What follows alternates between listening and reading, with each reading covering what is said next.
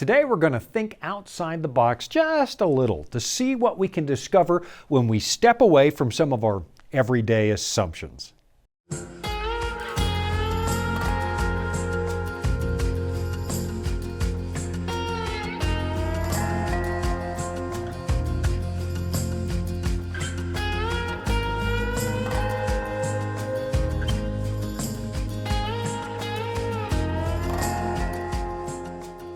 I'm sure you've seen one of those puzzles where you're presented with a series of dots on a page, 3 rows of 3 dots in a perfect square.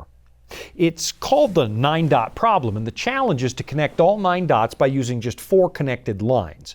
And of course, it looks like there's absolutely no way to do it until you realize that nobody actually said you had to stay inside any kind of boundary. The way we naturally organize our thoughts, we assume that the square formed by those 9 dots is the entire field of play, and subconsciously we draw a boundary around it. But when you dispense with the boundary and assume that the plane you're drawing on extends in every direction forever, suddenly it's possible you can connect all 9 dots with just 4 lines. It's an exercise we used to teach creative thinking, to encourage people to look at problems from a lot of different perspectives. And what we hope will happen is that we become very creative problem solvers. And then we can hope that we can apply those out-of-the-box thinking skills to the very worst difficulties we face as a human race. If we could just break out of the unspoken rules, then maybe we could finally find a way to defeat some of the horrible problems that have haunted us almost as long as we've been here. We barely realize that we are prisoners of our assumptions, and some of those assumptions may be preventing us from solving a bunch of very serious issues. Take, for example, the dead crow I found on my walk home from school one day, way back in ancient history when kids actually had to walk to school. The bird was out in the warm sun, and it was in pretty bad shape. I poked it with a stick, which suddenly caused hundreds of little maggots to spill out on the ground. Now, that was quite a find, because in the world I grew up in, those little larvae were incredibly useful because rainbow trout and Arctic grayling really liked them. But aside from that, those larvae also piqued my curiosity. How in the world did they get inside that crow? Now, you and I know the answer, and it's really pretty simple. Flies like to lay their eggs in meat so that the larvae will have something to eat when they hatch. But here's the thing. For thousands of years, we didn't understand that. It's hard to believe this, but there was a time in the not too distant past when we actually believed that life can spontaneously emerge from non-life. So, for example, consider this rather stunning assertion from the great philosopher Aristotle, who said, "So also some animals are produced from animals of a similar form." In other words, Aristotle's talking about natural reproduction. But then he says this: "The origin of others is spontaneous, and not from similar forms. From these and from plants are divided those which spring from putrid matter. This is the case with many insects." So, in other words, Aristotle taught that maggots come from meat. And for many long centuries after he made that erroneous observation, most of us believed in something known as spontaneous generation. We actually thought that life can just emerge from non-life. And it's easy to scoff at our stupidity back then because today we know better. But never forget that somewhere down the line, somebody's going to be making fun of some of our very best ideas, and they're going to think that we weren't very bright. But that's kind of the nature of assumptions. And if you and I didn't make assumptions, the act of living would become kind of tricky. If you and I had to analyze every single decision we ever made before we made it, it would lead to paralysis because there's not enough time in the day to analyze absolutely everything. And for a man who lived some 2,300 years ago, it didn't really matter how the maggots got there. All he needed to know was that a dead animal could provide him with bait and he could go fishing. In other words, the assumption worked. He didn't have to observe the flies laying their eggs in order to take advantage of his discovery. So, all day long, you and I make all kinds of completely unfounded assumptions about all kinds of things. I mean, Just because the sun came up every single morning over the last 20,000 days of my life, except maybe the times I've been above the Arctic Circle, well, just because it came up faithfully every single day, there is no guarantee, 100%, that it's going to come up tomorrow. Based on my past experience, I just assume that it will. And it's a useful assumption because it helps me plan the day. And it gives me some level of assurance that life is stable and will continue. But at the end of the day, it's still just an assumption. You have no way of intellectually proving that. Just ask the Scottish philosopher David Hume, who exerted an unbelievable amount of energy trying to demonstrate how little we actually know for sure. And actually, he gave up on the notion of really understanding something we all take for granted: cause and effect. Hume denied that such a thing exists. But we can talk about David Hume some other day. You and I assume all kinds of things all the time. Assumptions that help us navigate our brief human lifespan. And those assumptions are a good thing until they're not. In the case of spontaneous generation, our assumptions probably kept us from conquering a lot of simple diseases. Back in 1668, Francesco Redi proved that spontaneous generation is impossible. And by 1859, about 2,000 years after Aristotle, Louis Pasteur took advantage of his discovery to give us pasteurization. It turns out, if you sterilize a medium like milk or meat and then seal it off from the outside world, you can stop the growth of undesirable forms like bacteria. And of course, that helped us develop the clean food sources and sterile operating theaters that you and I enjoy to this day. So, sometimes assumptions, as useful as they are in everyday life, are not a good thing. Like back in 1899, when Charles Duell, the commissioner of the American Patent Office, declared, "Everything that can be invented has been invented."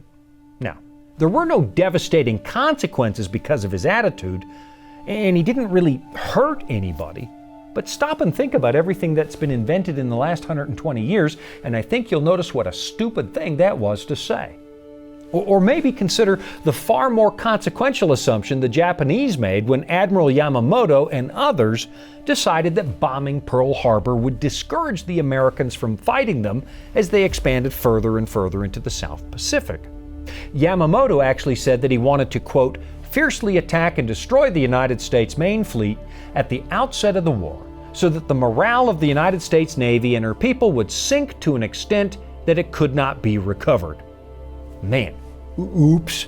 As you and I both know, the raid on Pearl Harbor had the opposite effect, and it led to a lot more catastrophic decisions, not the least of which was the world premiere of a devastating new technology, the A-bomb. So sometimes you've got to wonder just how much of world history has been driven by human assumptions.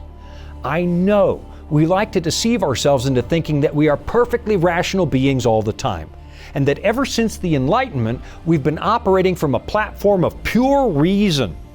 But you and I both know that's not entirely true, and I'll be right back after this short message to pick up where we just left off. Here at the Voice of Prophecy, we're committed to creating top-quality programming for the whole family, like our audio adventure series, Discovery Mountain. Discovery Mountain is a Bible-based program for kids of all ages and backgrounds. Your family will enjoy the faith-building stories from this small mountain summer camp and town. With 24 seasonal episodes every year and fresh content every week, there's always a new adventure just on the horizon. You know, I don't know why I didn't pay more attention to the works of Alexander Pope when I was a kid, but the youthful brain doesn't always appreciate the good things that our teachers are trying to share with us. So it really wasn't until I was an adult that I began to appreciate what a treasure Mr. Pope left to the English-speaking world. And just the other day, I was reading his essay on criticism when I came across something pretty amazing. Here's what it says. Music resembles poetry in each, are nameless graces which no methods teach, and which a master hand alone can reach, if where the rules not far enough extend, since rules were made but promote their end, some lucky license answers to the full the intent proposed, that license is a rule. As you might have guessed from the title of the poem, he's talking about criticism. He's dividing the public up into creators and critics, and then he spends thousands of words talking about the behavior of those two different camps. And I guess I get a kick out of reading that because as a minister, I've been dealing with criticism most of my life. It really doesn't matter how careful I am when I talk about ideas, and I'm not always as careful as I could be, but invariably, I'll get an angry letter or two from somebody who's utterly outraged by something I said. And the advent of social media has only made this problem worse because we now seem to think that every opinion out there deserves an angry rebuttal, and if we're really mad, we'll try to get somebody canceled. But here in this poem at this point, Alexander Pope touches on something really important. It's out-of-the-box thinking. There's no question that a successful civilization has to have rules, guidelines for how things should be done. So, for example, if we didn't have rules about driving on the left, the freeways would end up being a bigger mess than they already are. If we didn't have unspoken rules for standing in line, then going shopping would be a social nightmare like it is on Black Friday when people stand outside all night and then trample each other the moment the doors open. So yes, rules are very important. And in this poem, Mr. Pope is discussing the art of writing. When you and I took English classes back in school, we were taught the rules of English grammar, and those were very important because without the rules, there would be a breakdown in communication. We need those rules in order to understand each other. But then, of course, as it is with English itself, there are exceptions to the rule that can prove to be beneficial, like you see with the poetry of E. Cummings, which, if you've ever seen it, is an absolute grammatical nightmare. But somehow it works. It's kind of beautiful. In fact, it demonstrates an amazing level of linguistic genius. Or maybe consider the music of Dizzy Gillespie, who always puffed out his cheeks when he played the trumpet. Ask any first-year trumpet student and they'll tell you, you're not supposed to do that. It's horrible form and it'll keep you from developing a healthy embouchure. But there's no denying that an outlier like Dizzy Gillespie is better than all the rest of us combined, even though he tossed out some of the rules. Now that's kind of what Alexander Pope was driving at. He's telling us that rules are very important, but you can miss a lot of opportunities if you decide to be legalistic about it. As somebody once said, rules are meant to be broken. But breaking the rules does not become an advantage until after you've mastered the rules, until you understand why they were established in the first place. Which brings me to the uncomfortable subject of spiritual deconstruction. Right now in the West, we appear to be going through a time when absolutely everything is being questioned. And there seems to be this desire to smash a lot of social conventions without trying to understand why those social conventions were established in the first place. Of course, sometimes questioning everything can be good because there are some unspoken rules that used to make sense once upon a time, but now they don't. I'm reminded of an old story you may have heard about the Tsar of Russia taking a walk through the imperial garden, only to discover a sentry standing guard in a remote corner where there was nothing to guard. When he asked the soldier why he was standing there, the guard replied, "I have no idea why, I'm just following orders." So the Tsar went home to search through the official records, and it turns out, if the story is true, that once upon a time Catherine the Great had a very rare and expensive rose bush growing in that location, so she posted a guard there to keep it safe. But then Catherine died, and eventually so did the rose bush, and the guard that was supposed to guard it, well, that order was still in effect. And sometimes there are conventions we could do away with because they don't make sense, like some of those obsolete laws that are still officially on the books to this day, but they actually stopped being useful a long time ago. In fact, I just discovered there was an old law on the books in a little town called Severance here in Colorado, just up the road, and that law made it illegal to throw snowballs all the way up until the year 2019, when a third-grade boy successfully challenged it in court. Obviously, there had to be a reason the law was created in the first place, because it's hard to imagine that the mayor of Severance just arbitrarily decided, "I don't like snowballs." So yeah, there are rules we could probably safely get rid of. But in recent history, it seems like there's a growing movement to do away with everything, just deconstruct Western civilization. And that might be okay, but not if we don't understand why the boundaries were established in the first place. Let me give you a bit of a touchy example, and I know some of you will write me off as a social Luddite for this, but I'm okay with that. For a very long time, Western society operated by a basic set of moral principles governing human sexuality. Now, I'm well aware that no generation has ever faithfully lived by all those principles, but there was a time when we said, hey, it's a good idea to wait for marriage. And that was rooted not just in Judeo-Christian principles, it was, but it was also rooted in good common sense. It just made sense that it's easier to raise children in this world with a family than without. But then came the sexual revolution of the 60s and the landscape started to shift. Now, not everything that happened in the 60s was bad because there was some room for improvement when it came to our attitudes. But we also started to deconstruct sexual mores without asking ourselves why they were put there in the first place. And just to be clear, what you do in your bedroom, that's your business. I don't want the church to start writing laws about your private conduct. But I do find myself questioning whether or not our deconstruction of the traditional nuclear family has been a good thing. Which brings me to a somewhat amusing post I read the other day while scrolling through that vast treasure of half-baked ideas that is Twitter. It was posted after the Supreme Court overturned Roe v. Wade, a decision that caused a predictable firestorm. And I'm not about to tackle the subject of abortion because we don't have that kind of time today, but imagine my amusement when I stumbled across a post that inadvertently, almost accidentally, spelled out the reasons for holding to a traditional view of marriage. What did it say? Well, you're going to have to wait to find out because it's time for another quick break. But when I come back, I'll show you what I found on Twitter, which is now called X. Life can throw a lot at us. Sometimes we don't have all the answers. But that's where the Bible comes in. It's our guide to a more fulfilling life.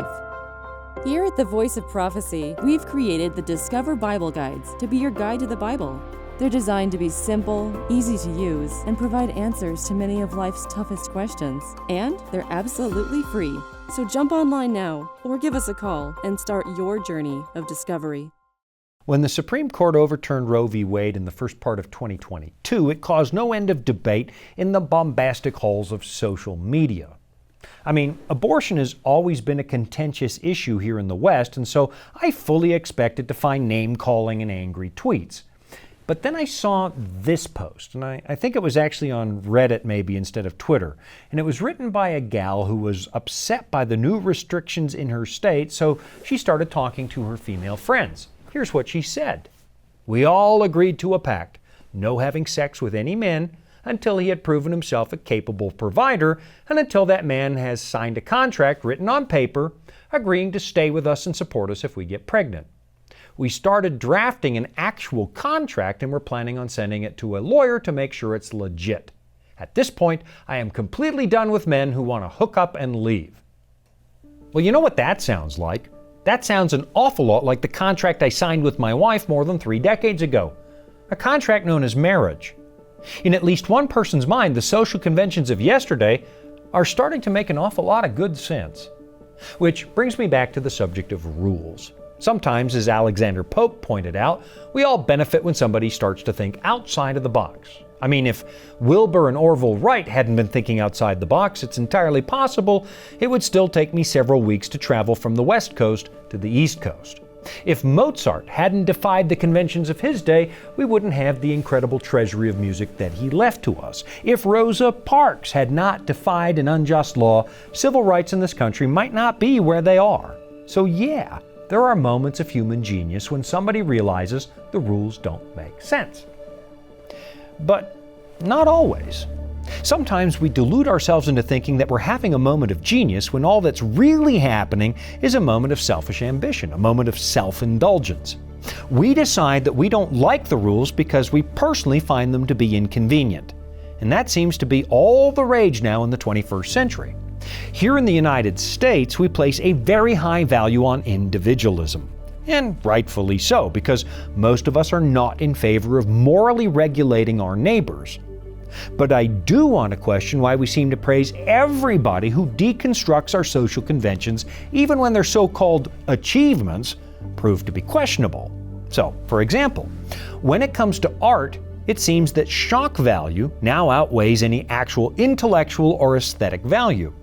You might remember the accolades that one so-called performance artist got when he crushed a live rat in front of an audience to produce a visceral reaction. And there were art critics calling that magnificent. And we're finding the same thing happening now in the entertainment industry. And from where I sit, it almost feels like there's not much difference anymore between the circus of Rome with its insatiable appetite for violence and bloodshed and the ever-increasing savagery and decadence we find streaming into our homes. We find ourselves celebrating things that would have shocked our ancestors and abandoning the principles and hard work that enabled them to provide you and me with a really exceptional place to live. I'm reminded of a famous passage written by Paul back in the first century where he said this, "But know this, that in the last days perilous times will come. For men will be lovers of themselves, lovers of money, boasters, proud, blasphemers, disobedient to parents, unthankful, unholy, unloving, unforgiving, slanderers, without self-control, brutal, despisers of good, traitors, headstrong, haughty, lovers of pleasure rather than lovers of God, having a form of godliness but denying its power. And from such people, turn away." I guess what I want to say is this. Not every act of independence is genius. Not every act of social deconstruction is brave or progressive. Sometimes it's just attention-seeking. It's our selfish human nature on display, and it might be time to remind ourselves why the rules were put there in the first place before it's too late. There's a verse in the book of Proverbs, the book renowned for its wisdom, that really sums up what I'm trying to get across. It goes like this: "Do not remove the ancient landmark which your fathers have set." In the ancient land of Israel, property markers were unbelievably important. They delineated your family's inheritance. They marked the place that was set aside for you in the land of promise. And you'll find the original regulations regarding these property markers over in the book of Deuteronomy, where it says this: "You shall not remove your neighbor's landmark, which the men of old have set, in your inheritance which you will inherit in the land that the Lord your God is giving you to possess." In the world where that regulation was written, this was a really big deal. Your very livelihood depended on the reliability of those markers, and it was strictly forbidden to mess with them. In essence, the wise man is reminding us there's a reason our ancestors put those boundaries where they did, and we'd be fools to mess with them until we understand exactly what they are and why they were put there. Okay, time for one last break, and then I'll be right back to wrap things up. Dragons, beasts, cryptic statues. Bible prophecy can be incredibly vivid and confusing. If you've ever read Daniel or Revelation and come away scratching your head, you're not alone. Our free Focus on Prophecy guides are designed to help you unlock the mysteries of the Bible and deepen your understanding of God's plan for you and our world. Study online or request them by mail and start bringing prophecy into focus today. Okay, up to now, I've been talking about the boundaries and markers that our ancestors established in order to safeguard civilization. The unspoken rules that are still there underneath our rather successful culture, or at least it's been successful up till now. And maybe I should close today with an appeal to some of God's boundaries. You know, things like the Ten Commandments. I know a lot of people view these things as religious fables, unnecessary restrictions on our liberty. But I'd encourage you to maybe give them one more read, because you might just discover these rules make really good sense. I mean, you shall not murder and you shall not steal. Those seem obvious to us, even though we appear to be living in a time when life is cheap and personal property doesn't seem to mean very much anymore. Honestly, I believe that right now we're reaping the consequences of out-of-the-box thinking, but the wrong kind. The problem is that we no longer seem to know exactly where the box is or was.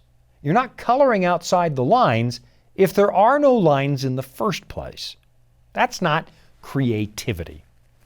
And unless you understand where the boundaries are, where the box is, you cannot possibly think outside of it. And maybe that's the best summary I can give for what I think is going on right now. And you know, maybe it's too late. As one philosopher told me a few years ago as he packed up and left this country and moved somewhere else forever, because he said there is no coming back. Maybe he's onto something. Or maybe there is a coming back.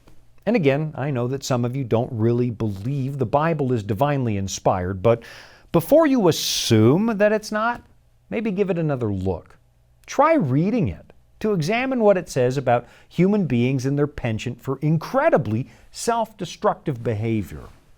Maybe take a look at what it says about the condition, the nature of the human heart, and then look at what it says about the God who made us in the first place.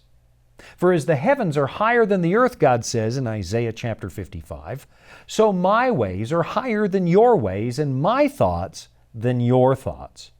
Now, if I'm perfectly honest, there have been times when I've read what the Bible says and I've told myself, I don't know if that makes a lot of sense.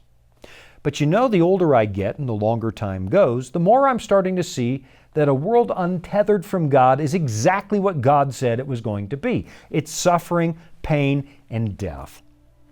So now I've come to the point where most of what I read in the Scriptures actually makes absolute perfect sense to me. I'm starting to see that the one who made me understands how my mind works far better than I do. I'm starting to see that God didn't write a bunch of rules to make my life harder. He did it for my good. I mean, look at the mess we're making out of this world. And then you tell me, just how well have human beings managed this place? Why is it that all of our best ideas have all these horrible unintended consequences? And can we ever trust that somebody's going to come along, somebody who is perfectly selfless, somebody who can't be corrupted, and fix this place? Well, actually, that's already happened. And you find that rather amazing story in this book. Now, the things I don't understand, I've come to believe that God knows what He's talking about when it comes to that stuff too. So before you join the crowd that seems eager to rip everything down for the sake of ripping it down, maybe, take a deep breath, stop, and think. Ask yourself, how did we get here? Why?